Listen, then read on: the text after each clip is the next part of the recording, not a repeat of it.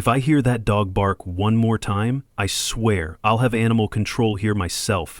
That's what Marla Withers shouted across the courtyard, loud enough for the whole complex to hear. She was gripping her coffee cup like it owed her something, glaring at Scout like he'd personally peed on her precious begonias. Scout? He was sunbathing on our porch, one paw in the air, totally unbothered. He glanced up when she yelled, then let out a yawn that said more than any words could. My name's Daniel Klein, and before I ended up buying this entire complex just to evict the people who came after my dog, I was just a guy trying to start over. Let me ask you something before we dive in. Where are you watching from? Drop your city in the comments below. And if you've ever had a run-in with a petty HOA, hit that subscribe button, because you're going to want to see how this one ends. Now, back to the beginning. This condo didn't just fall in my lap. My Aunt Miriam left it to me when she passed last fall. She lived here 22 years, longer than anyone on the current board. She raised flower beds, not hell, but she was the kind of woman who never backed down from a fight worth having. There's a bench under the rose trellis between units D4 and D5. She sat there every morning with a cup of chamomile and a dog-eared mystery novel. It was her spot, now it's mine. And Scout's. We sit there every evening, watching the wind stir the petals. When Marla said Scout was a disruption to community peace, it felt like more than a complaint. It felt like someone trying to erase Miriam, her habits, her presence, her memory.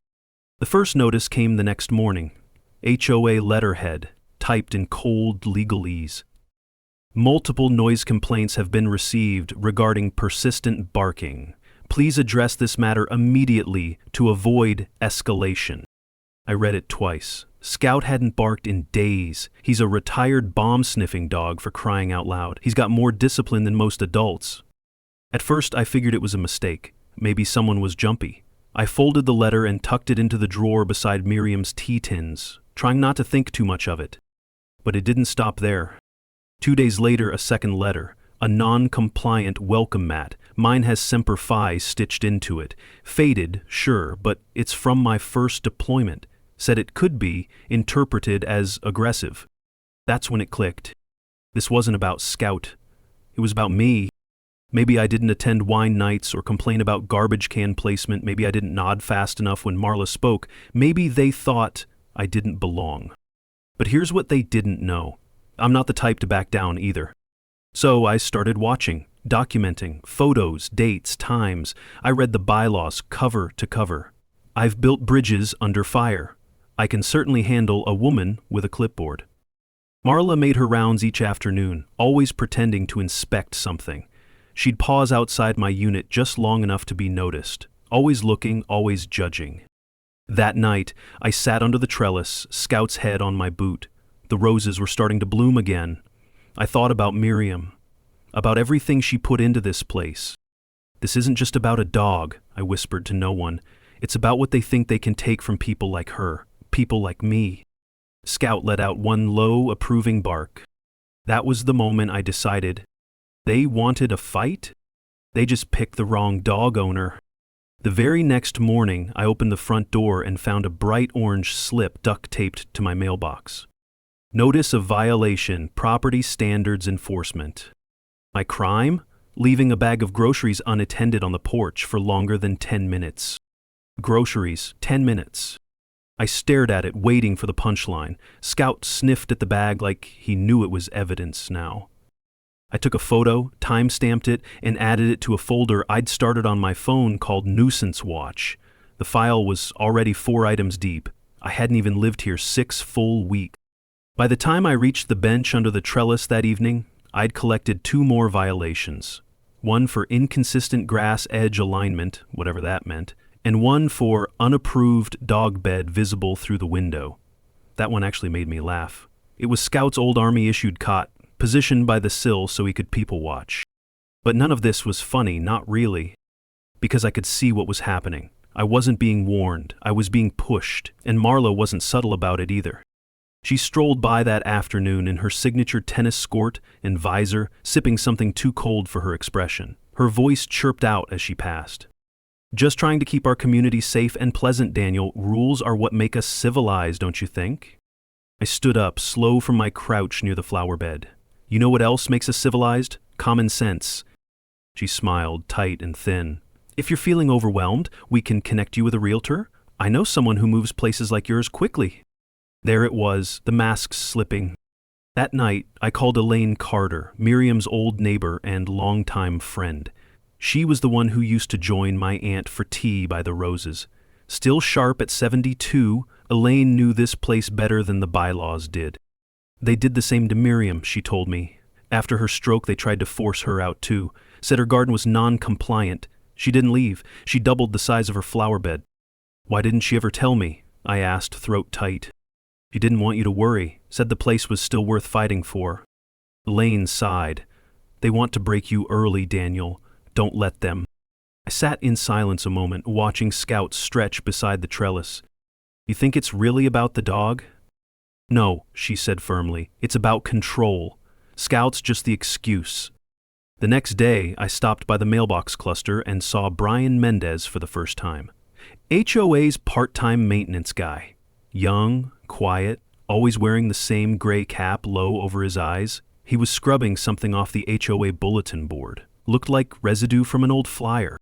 When I nodded at him, he gave the quickest glance and returned to his work like his neck was on a swivel lock. I tried to say hello, but he mumbled something about just following instructions and slipped away.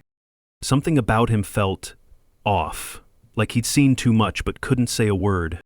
And that was the moment it truly sank in. This wasn't just happening to me. This whole complex had been conditioned to stay quiet, which meant I needed to get louder. I went home and printed out the HOA bylaws I'd scanned. I highlighted 5 sections directly contradicting the citations they'd handed me. I wasn't a lawyer, but I was trained in spotting inconsistencies, patterns, weak points. It's what kept me alive overseas. I had no intention of letting a woman with a lemon tree and a clipboard run me off a property Miriam worked her whole life to protect. Scout barked once as I walked past with the printouts, as if to say, now you're getting it. That night, I stood under the porch light, pen in hand, filing my first formal appeal. I mailed the appeal the next morning, certified, return receipt, every T crossed, and I made sure Marla saw me do it. She was pretending to prune a shrub near the leasing office, didn't even blink, just smiled like someone watching a child try to build a sandcastle before the tide came in. Fine, let her watch. Later that day, I stepped out with Scout to take our usual evening walk. The air was heavy with the scent of sun-baked mulch and whatever pesticide Marla had hosed across the flower beds. That's when I spotted Brian Mendez again, kneeling beside Unit C7, scribbling notes on a little carbon copy inspection pad. He looked up, startled. Scout wagged his tail once, but Brian didn't move. His pen hovered, then dropped. Brian, I said, walking over, you keep busy, huh? He gave a small nod. Up close, I could see the glisten of sweat at his temple even though the sun had dipped. Something in his body language. It wasn't defiance, but it wasn't loyalty either. He looked like someone stuck between 2 locked doors. You working under Marla directly? I asked, casually. He shifted. I do what I'm told. That what Miriam used to tell you too? I asked. His eyes flicked up, sharp, like a jolt had passed through him. Then they dropped again. I have a job, he muttered, turning back to his clipboard. I didn't press. Not yet. But that crack, tiny as it was, told me the wall was getting weak. That night, I sat by the trellis with Scout and remembered something Miriam once said when I was a teenager and stayed with her one summer. The worst kind of cruelty is the quiet kind, the kind that hides behind rules and smiles. I looked at Scout. This whole place is built on that. I decided I wouldn't wait for their next move. So I walked to Unit D2 the next morning, Elaine's place, knocked twice. She opened it in her robe and pink curlers, still holding a mug that said, "You don't scare me, I raised 4 boys." You're planning something, she said immediately. I'm looking for people who remember how it used to be here, before Marla. She nodded and waved me in. Her apartment was a time capsule. Needlepoint art, lemon furniture polish, and a wall of photo frames that climbed from floor to ceiling. And in one of them, Miriam, younger, grinning beside Elaine in front of that same rose trellis, both of them holding garden tools like swords. She fought them once, Elaine said, setting down her mug. They didn't like her independence. She never mentioned it. She was proud, but it wore her down. They cited her for planting the climbing roses without prior approval. Same roses they now use in the HOA newsletter. I laughed under my breath. You can't make this stuff up. Ooh, they'll twist the law like a wet rag if it keeps people scared, Elaine said. You're not the first they've pushed. Maybe I'll be the last, I said. That night, I noticed a strange silence. No carts whirring by, no passive-aggressive footsteps clicking past the patio, just stillness. Too quiet. Scout stirred and growled low at the door. I opened it. Nothing. Then I saw it, taped at eye level on the frame. Notice of disciplinary hearing 72 hours, notice to appear. It listed the following accusations: failure to comply with animal noise regulations, willful disruption of property harmony, suspected unauthorized recordings of board members. That last one? I hadn't recorded anything, not yet. But now I knew they were watching me more closely than I thought. I stepped outside and saw Brian again near the utility shed. He glanced my way, didn't speak, but his hand trembled as he locked the latch. And then he did something odd. He looked around, reached into his back pocket, and dropped something behind the trash bin before walking off. I waited until he was out of sight. I found it, a folded sticky note, smudged and rushed handwriting. She did the same to Miriam. I didn't stop it. I'm sorry. I turned the note over. On the back was a time, Tuesday, 4:15 p.m., clubhouse, boardroom. No name, but it didn't have to. Ryan had just become the first crack in Marla's wall. What would you do if your neighbor quietly slipped you evidence that could take down your HOA? Let me know in the comments and make sure to subscribe, because this is about to get a lot messier. Tuesday came with the kind of heat that makes even the pavement sweat. But I wasn't sweating, not on the outside anyway. I wore a clean button-down, no tie, clipboard under my arm. If they wanted to play official, I'd meet them at their own game. Scout watched me from the window, ears perked. Don't worry, I told him. I'm not letting them do to you what they did to Miriam. At 4:10 p.m. sharp, I walked into the HOA clubhouse. The air inside was cool, but the welcome wasn't. Marla sat at the center of the long faux oak table flanked by two other board members, Geraldine Marks, a hunched woman with eyes like a hawk, and Peter Lasky, a retired tax attorney who looked like he hadn't smiled since the Reagan administration. They didn't stand. Marla gestured to a folding chair at the end of the table.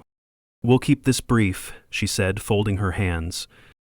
I took my seat, slowly. Then let's make sure it's worth the time. Geraldine sniffed.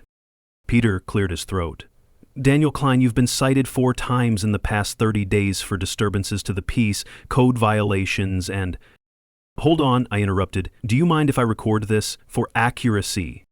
Marla stiffened. This is not a legal proceeding. It's a disciplinary hearing, I said, and per your bylaws, Section 4B, Clause 3, I'm entitled to an accurate transcript. Silence. Peter shifted in his seat. Marla blinked slowly. Are you threatening legal action? No, I replied, not yet. The room went still. Then Marla smiled. Thin plastic. Daniel, we're trying to maintain order. This isn't personal. But it is personal, I said, leaning forward. It became personal the moment you decided Scout wasn't a dog but a problem. Peter cleared his throat again, this time louder. Let's move forward. They recited the citations, one by one. I countered each calmly, with photos, timestamps, copies of the bylaws. For a moment, they looked almost rattled. Then Marla leaned in. Let me be blunt. If this community becomes a legal battleground, you'll lose. You're one man. We're the board. I smiled. That's exactly what Miriam thought when you tried to silence her. That landed. I saw it in Marla's eyes. She didn't respond, just ended the meeting early. As I stepped outside, Brian was across the lawn, sweeping near the fountain. He didn't look up, but his broom paused, mid-stroke. He'd heard. I knew he had. That night, I pulled out Miriam's old storage bin. It still smelled like cedar and dust. Inside were folders, HOA newsletters, gardening receipts, and beneath them, a leather-bound notebook with her initials etched on the corner. The pages were filled with notes, names, meetings, citations, margins filled with angry scribbles. But on page 47, I found something that made my pulse catch. A sketch of the complex. Property lines, labeled units, notes like illegally expanded walkway and suspicious flip before election. Dates, handwriting tight and urgent. She'd been tracking Marla.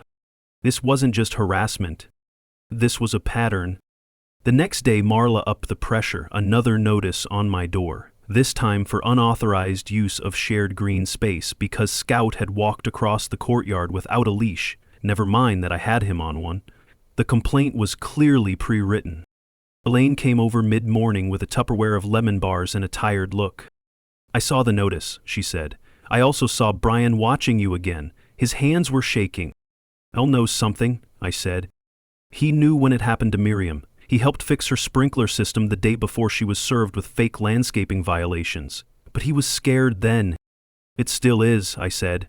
"But he's cracking." I leaned back against the porch railing. "I don't need to scare them. I need to expose them."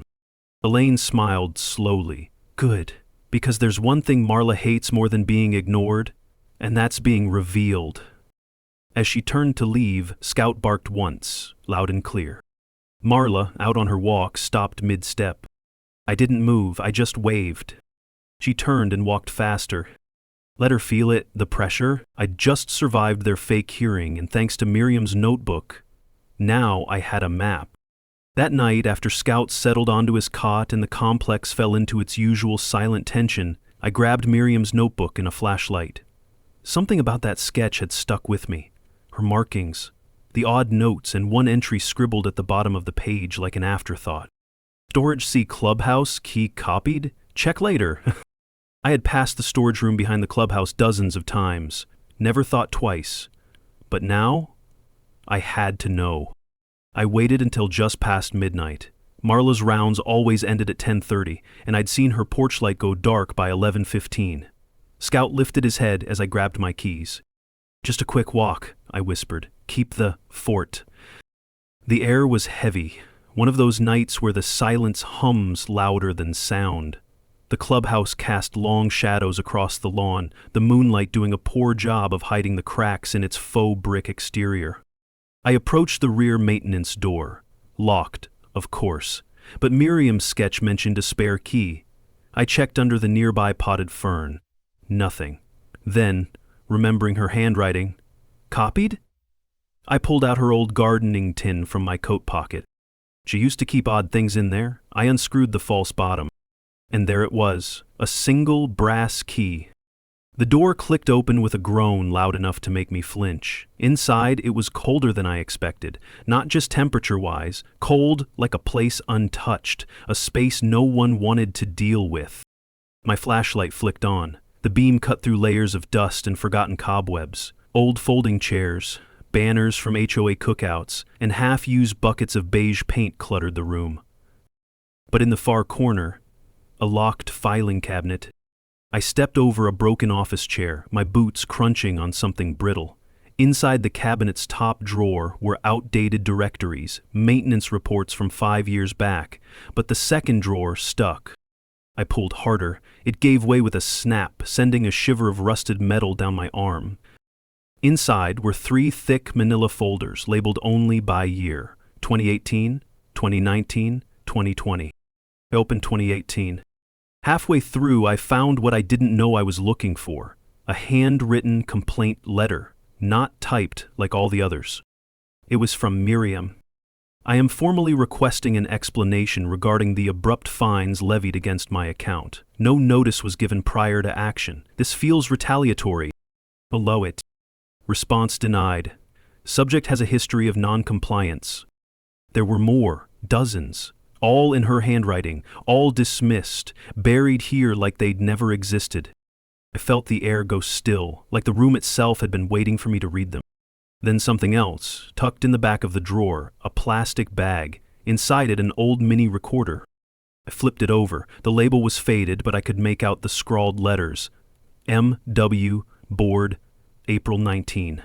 I held it for a moment, then slipped everything into my coat and closed the cabinet as best I could. Footsteps outside. I froze. Listened. They passed, fast, light. A neighbor on a late-night stroll, or something else? I waited. then quietly slipped out the back door and relocked it. Back in my unit, I laid everything out on the kitchen table. Scout sniffed at the recorder and sat beside me like he understood this wasn't just a late walk. I clicked the recorder on. A burst of static, then, "We don't need to follow formal procedures. If we pressure them enough, they'll sell. It's cleaner this way." Marla's voice. Clear as day. Another voice responded, maybe Geraldine's. "And if they file a complaint?" Then we'd delay until they give up. That's how Miriam backed off. The recording clicked again and went silent. I stared at it. My heart didn't race. It didn't need to. I already knew I had something more than emotion now. I had evidence. Scout gave a soft, satisfied huff. "Good boy," I said. This wasn't about winning anymore. It was about finishing what Miriam started. I barely slept that night. Not from fear, those days were behind me. It was clarity, that sharp, cold realization that you're holding something that could flip the entire board. Marla wasn't just a control freak with a clipboard. She was an opportunist who'd learned how to weaponize silence and paperwork. And Miriam, she hadn't just been harassed, she'd been targeted and erased. By sunrise, I was back at the trellis. Scout led the way, tail high, as if he sensed something important about this spot today. The sun wasn't up yet, just a gray blush along the horizon, and the roses were still dripping with dew. That place always felt different in the early hours, more alive. I sat down on the bench. The wood still held that slight tilt to the left. Miriam always said it gave the best view of the pines swaying over the property line. I pulled the recorder from my jacket pocket, set it on the bench beside me, and just sat with it. "I don't know what you wanted me to find," I said softly, "but I found it." Scout rested his head on my knee. Then something odd happened. He stood up and started sniffing near the base of the trellis. He dug once, then twice, then paused and looked at me, ears perked. "You smell something?" I crouched next to him. The earth was soft, softer than it should have been, like it had been disturbed not long ago. I grabbed a trowel from Miriam's old gardening box under the porch and began to dig. 6 inches down, I hit something solid. It was a small rusted tin box, the kind that might have once held sewing needles or mints. I pried it open. Inside, a cassette tape, a yellowed Polaroid, and a torn piece of stationery. The Polaroid showed Miriam and Elaine, grinning with their arms around a young man I didn't recognize. Scribbled on the bottom in faded ink, "After the vote, we almost did it." The note was shakier. "If something happens to me, look beneath what they're so desperate to pave over. The truth's still here. M." I looked at Scout. She buried a warning. Elaine was already out on her porch when I approached. Her hands trembled slightly when she saw the tin in my hands. "Where did you—" "Under the trellis. She left it for someone who'd come looking." Elaine took a deep breath. "We tried to take her off the board once. Back in 2016. Had the votes. But someone switched ballots the night before. No one ever proved it. Miriam, she never stopped believing there was proof somewhere." I handed her the Polaroid. Her eyes glistened as she ran her fingers over the image. "That's us, and that's Luis. He used to live in D9. He was the treasurer before Peter. He left after that vote, sold his unit cheap, said he'd had enough of pretend democracy." "What happened to him?" "No one's heard from him since. Moved out state, I think." I showed her the cassette. I'm guessing this plays into that. We didn't have a player, but Elaine said she kept an old Walkman in her storage closet for sentimental reasons. I followed her back inside. Dusty boxes, Christmas lights, mothballs. She popped the cassette in and pressed play. Static. Then Louise's voice. Young, clear, anxious. Marla said she'd take care of it, but I didn't expect her to shred the ballots. I told her it wasn't legal. She laughed. Said, "You want to keep your job, don't you?" Elaine covered her mouth. I stood perfectly still. I'm mailing a copy of this to Miriam. I'm making one more backup. If you're hearing this, it means I've finally had enough. The tape clicked. Silence. Elaine exhaled like she'd been holding her breath for years. She wasn't paranoid, she whispered. She was right. We stood in that silence, just the two of us and the fading hiss of the cassette. And for the first time since this started, I felt something I hadn't let myself feel. Resolve. Because now, I didn't just have proof. I had history, I had a witness, I had a place where truth had been buried, literally. Scout barked once from the porch, tail sweeping the wood. I turned to Elaine. It's time we bring this out into the light. If you found a buried tape proving your loved one was right all along, what would you do with it? Let me know in the comments, and subscribe because the truth is about to hit the boardroom. By morning, everything had changed. Not the complex. The sidewalk still gleamed from overwatering, and the community newsletter still sat in my mailbox with a clip art sunburst and quarterly success report on the front. But I had changed. I wasn't reacting anymore, I was planning.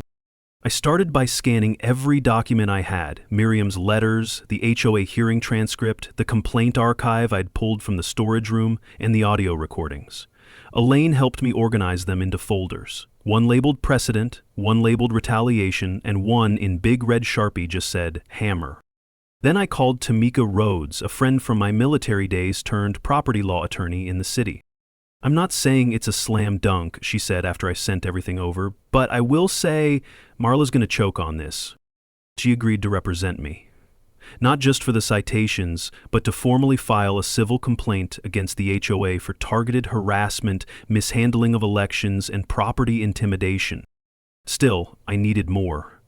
I needed a living witness, someone on the inside, someone who'd seen it happen, someone like Brian Mendez. I didn't go to him directly. Instead, I let it build. The next HOA meeting was posted in the clubhouse window. Friday, 7 p.m., community room, open floor for public comment. Perfect. Thursday afternoon, I was on my porch adjusting the solar lights when Brian walked by with a push broom. He paused, pretended to sweep the same 2 feet of concrete for 30 seconds too long. I straightened up. You got a minute? His shoulders twitched. He kept sweeping. I found what Miriam left, I said quietly. I found the tape, the old ballots, the letters. He froze. I'm not here to out you, I added, but I think you want the same thing I do, an end to all this. He still didn't speak, but his grip on the broom handle loosened slightly. Come by tonight, I said, no pressure, just tea, Elaine'll be there. He showed up at 8:07, no knock, just stood on the porch like a man already mid-confession. I opened the door. You're safe here. He stepped inside, eyes darting. Elaine nodded politely, handed him a mug of chamomile without a word. He sat down. Scout wandered over and laid his head on Brian's foot. That broke something. I used to fix sprinklers, Brian said, voice low. That's all. That's how I started. They offered me a bonus if I'd take photos, report violations, said I was just keeping records, nothing personal. What about Miriam? I asked. His voice cracked. She was the only one who ever thanked me. Left cookies outside every Christmas, even after they cited her for the rose garden. Elaine put a hand on his shoulder. She knew you were being used. Brian looked up. She gave me a key once. Said use it when you remember what's right. I never did. But you did. We sat in silence. And then he reached into his pocket and slid a thumb drive across the table. What's this? Backups, the ones Marla said to delete, audio, memos, meeting logs, even some emails. I couldn't erase them, I just kept them. I stared at it. Why now? Because you're the first person I've seen push back without running, he paused, and because I think she's planning something worse. He told us about a proposal being pushed in the next meeting, a clause allowing the board to revoke residency for any member found disruptive to community order. Elaine nearly dropped her cup. That's illegal. They're planning to vote it in Friday, Brian said, and they have the numbers, unless someone stops them. I looked at him. You ready to speak up? His throat moved, like the word fought its way out.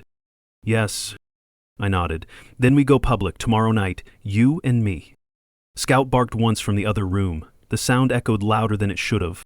Brian flinched. Then he smiled, small but real. Let's take her down. Friday night came quicker than expected. By 6:30, the clubhouse parking lot was packed, more cars than usual. Word had spread, apparently.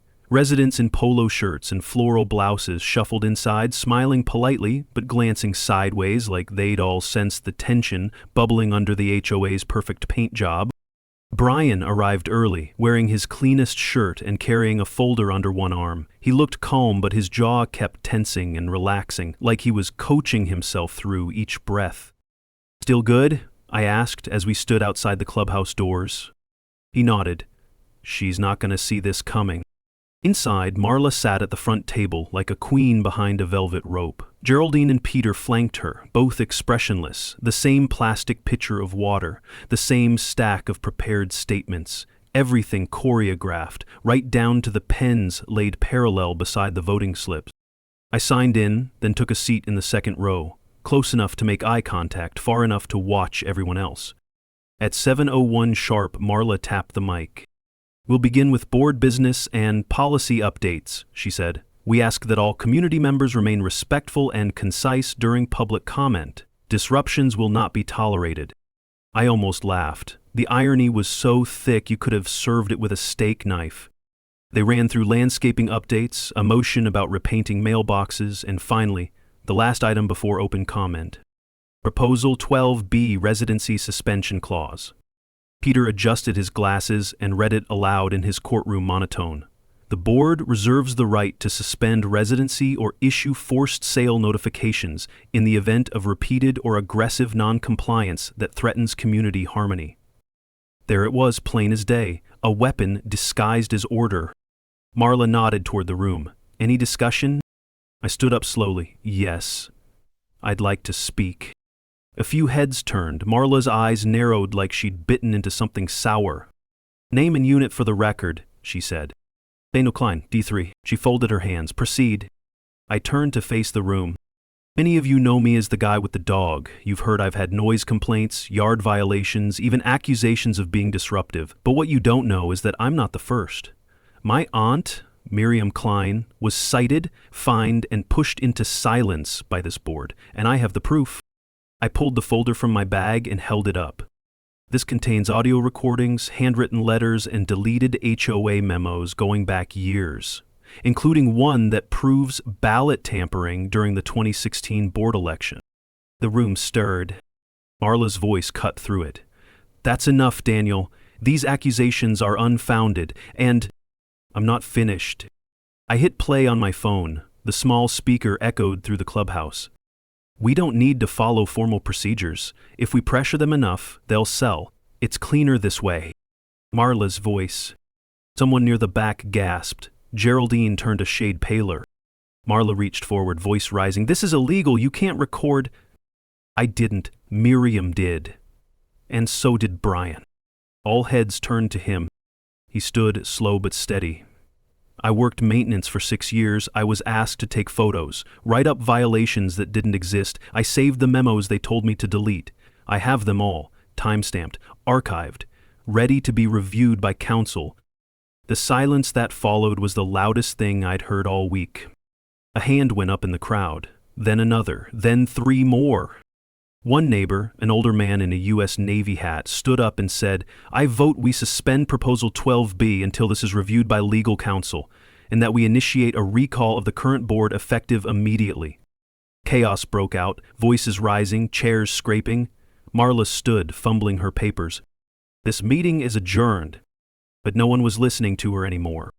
Brian looked at me, stunned. I leaned over and whispered, "Told you she wouldn't see it coming." He smiled, and it stuck this time. Scout was waiting on the porch when we got home, tail sweeping the boards like a slow drum beat.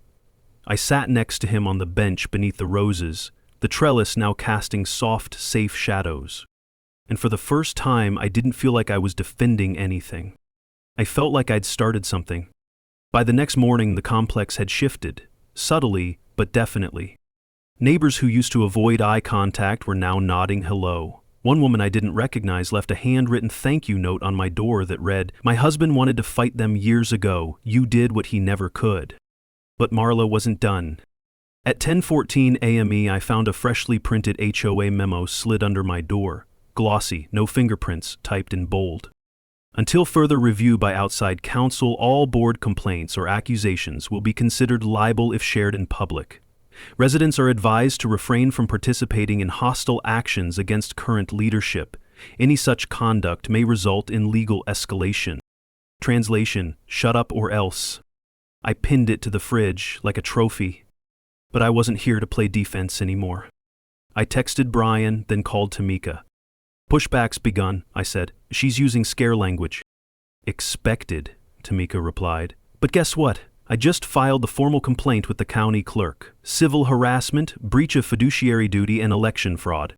How long before they know? Oh, they'll know by Monday, but you don't need to wait to turn up the heat. I didn't plan to. That afternoon, Brian and I met in Elaine's garage. She had an old printer the size of a microwave and a stack of unused cardstock she claimed had been collecting dust since 2011. We printed 200 flyers, not slander, just facts. Did you know? 6 residents have been fined over $1,000, 0 cents for subjective noise complaints. At least 3 board elections were conducted without certified oversight. Evidence now exists showing ballot tampering and suppression of resident votes.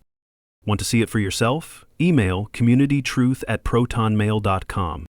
We posted them on every bulletin board, every hallway cork strip, slipped them discreetly into open mailboxes. A few neighbors even offered to help. One of them, a retired schoolteacher, made laminated versions. By evening, the community looked like it had bloomed, but not with flowers, with information. Marla retaliated fast. She called for an emergency board meeting Sunday night, closed to residents, board only. But that's where she overplayed her hand. See, according to Section 3A of the HOA's own governance rules, any meeting discussing community-wide enforcement policies must be open to all homeowners. I emailed that clause to every resident on the contact list Brian had helped compile. 28 households confirmed attendance. And Sunday, they showed up. The clubhouse was standing room only. Marla looked like she'd swallowed her own paperwork. Geraldine refused to even enter the room. Peter kept checking his watch like he was late for a tax audit. They didn't cancel the meeting, but they didn't say much either, because now they knew they were being watched. After the crowd dispersed, I stayed behind, walked up to Marla as she packed her leather binder. You can still step down, I said, before the county steps in, before this gets even bigger. She didn't look at me, just tightened her grip on her coffee thermos and muttered, "You think you're clever." "No," I said, "I think I'm thorough." Then I walked out. Back at my unit, Scout greeted me at the door with that sleepy tail wag. I sat on the porch steps with him, the flyers still fluttering on corkboards up and down the complex. Wind tugged at the corners, but none of them came loose. Elaine came by with a plate of lemon bars. "You've stirred the hive," she said. "Good," I replied. "About time the bees got nervous." She laughed. "You sound like Miriam." I looked out toward the rose trellis, now blooming fully in late spring sunlight. "No," I said, "I sound like someone who's finally ready to finish what she started." Scout laid his head across my boot. The next phase wasn't just about pushing back. It was about taking control. If your HOA tried to silence you with threats, would you fight back or walk away? Let me know in the comments. And don't forget to subscribe, because next, we're flipping the power structure on its head. By Monday morning, the flyers were still up. Not one had been ripped down. That alone told me the tide had turned. But this wasn't just about exposure anymore. It was about leverage. Tamika called as I was walking Scout around the loop trail behind the units. "You're going to want to sit down for this," she said. "Good or bad?" "Good, very good. I pulled the property records for your complex, and guess what? It's not just a simple HOA. It's structured as a cooperative ownership model." I paused mid-step. Meaning? Meaning each unit owner technically holds shares in the land, and if someone buys enough shares, they don't just get a seat at the table, they own the table. Scout wagged his tail like he understood what that meant. "You're telling me I could buy into control?" "Exactly, and I looked up the articles of incorporation. If one shareholder reaches a threshold of 25%, they gain motion rights on board composition, including initiating a vote to dissolve the current board entirely." 25%, I repeated, doing the math in my head. "That's 7 units, she confirmed, "and you already own one." When I got back, I didn't hesitate. I walked over to Elaine's. She opened the door, still in gardening gloves. "You busy?" "Not for whatever that look means." I laid it all out, the co-op structure, the ownership threshold, the vote clause. She listened, eyes narrowing with each new revelation. I have a little savings, she said without hesitation. Enough to help buy one, maybe two if the owners are ready. Brian stopped by 30 minutes later with a printed spreadsheet. Here's a list of folks Marla tried to fine into moving, he said. Some still live here, some left recently. Their units are listed for sale or in limbo. We started making calls. Not everyone was interested, but 3 were furious enough to consider it. One woman in B8 said, "I'll sign the paperwork tomorrow if it means watching Marla lose sleep." By Thursday, I'd bought into 2 more units myself, thanks to Miriam's inheritance and some help from Tamika, structuring the contracts under a trust. Elaine bought one. A retired dentist from A4 bought another. She fined me for leaving a beach chair out overnight, he said. Let's see how she likes being the one cornered. 7 units? That gave us exactly 25%. On Friday morning, I filed the motion for board review. Tamika couriered it directly to the HOA office and emailed every resident a digital copy. The subject line read, "Motion to reconstitute Board of Directors, pursuant to Cooperative Voting Clause, Article 5. Marla didn't respond, but her silence said enough. Sunday's meeting was mandatory now, not because I said so, but because the bylaws demanded it. And the thing about bylaws, Marla loved to quote them when they worked for her. Now they worked for me. That night, I sat under the rose trellis, Scout curled at my feet. The air was warm, heavy with the scent of fresh blooms and something else. Momentum. Elaine walked over carrying a bottle of sparkling cider and 2 mismatched glasses. "You know," she said, pouring, "if Miriam could see this right now, she'd probably be making lemon bars and war maps." I raised my glass. "To war maps." We clinked. Scout barked once, like a toast of his own. The real meeting was only a day away. The one where we wouldn't just confront Marla, we'd replace her. But for now, we let the silence hold. Not empty, not fearful, just calm before the right kind of storm. Sunday evening. Golden light stretched across the clubhouse floor as residents filled the folding chairs one by one. You could feel it. Tension, yes, but something else under the surface. Curiosity, resolve. I stood near the back, arms folded, Scout curled up by my feet. He was the only one in the room who looked completely at ease. Elaine arrived with Brian, both carrying thick folders. Tamika stood near the front, in a navy blazer and sharp expression, flipping through a legal binder that looked like it weighed more than Marla's ego. At 7:00 p.m. sharp, Marla walked in. Her usual confidence was there, but it didn't settle quite right. Her steps were too fast, her blouse too crisp, and for once, Geraldine and Peter weren't flanking her. They walked 5 paces behind, heads down. She took her seat at the table like nothing was different. "This meeting is called to order," she began, tapping her pen sharply against the plastic tabletop. "I object," Tamika said immediately, rising from her chair. Marla blinked. "Excuse me?" "This board no longer has unilateral control over this meeting. As of Friday, my client and a group of verified shareholders have triggered a cooperative Article 5 motion. We're here to vote on a reconstitution of board leadership."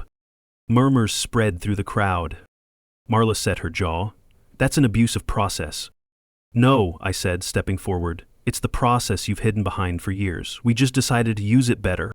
Tamika passed copies of the motion to each board member and handed the rest to residents sitting nearby. Brian stepped up next, hands steady this time, voice clear. "My name is Brian Mendez. I've worked maintenance here for almost 7 years. I was asked to document violations, sometimes fabricate them. I was told to submit photos of units without context. I saved everything." He pulled out a flash drive, held it up. "This contains meeting recordings, internal memos, and instructions that violated multiple bylaws. And it all goes to the Housing Commission tomorrow." Marla's face didn't move, but Peter flinched like he'd been slapped. A man in the back, Mr. Dunn from A2, stood up. "I move to dissolve the current board," he said, "and I second the motion that Daniel Klein serve as interim president until a fair election is held." Voices echoed in agreement, hands went up, fast. Elaine stood, clear and calm. "All in favor?" Hands rose, dozens, only 2 stayed down. Marla tried to speak, but Tamika raised a hand. Legally, you're done, Marla. You can contest the vote, but you'll have to do it from outside the board and under oath. For a beat, no one moved. Then Scout barked once, sharp, echoing. Everyone laughed, even Peter reluctantly. And just like that, the power shifted. Marla gathered her binder, moving stiffly, and stormed out without a word. Geraldine followed. Peter just sighed and sat back down, like he'd been waiting for this longer than anyone. Afterward, people lingered, shaking hands, sharing stories. One man said, "I was fined for using wind chimes." Another said, "She told my wife her holiday lights were excessive celebration." I stood quietly in the corner, letting them speak. I wasn't a hero. I was just the one who stayed when everyone else left. Later that night, I returned to the bench under the rose trellis, with Scout beside me and the sky just beginning to fade to lavender. Elaine joined me with 2 glasses of lemonade. No words, just a quiet clink and a long exhale. "She would have liked this," she finally said. "She built it," I replied. "We just reminded them." Scout shifted, rested his chin across my shoe. And as the clubhouse lights clicked off one by one in the distance, I didn't feel triumphant. I felt still, settled, and that meant we were almost done. The following week, the complex looked different. It wasn't the paint or the landscaping, those hadn't changed. It was the people, the way neighbors waved longer, the way front doors stayed open a little wider in the mornings. Even the silence was different. Less like tension, more like peace. Marla had formally resigned 3 days after the vote. Peter submitted his letter a day later, citing personal health and a desire to return to simpler living. Geraldine didn't say anything at all. She just disappeared. No one asked where. We didn't hold a victory rally. We didn't need to. The flyers came down, replaced by handwritten notes on the bulletin board. "Thank you, Daniel. We remember Miriam. Scout for president." I kept that last one.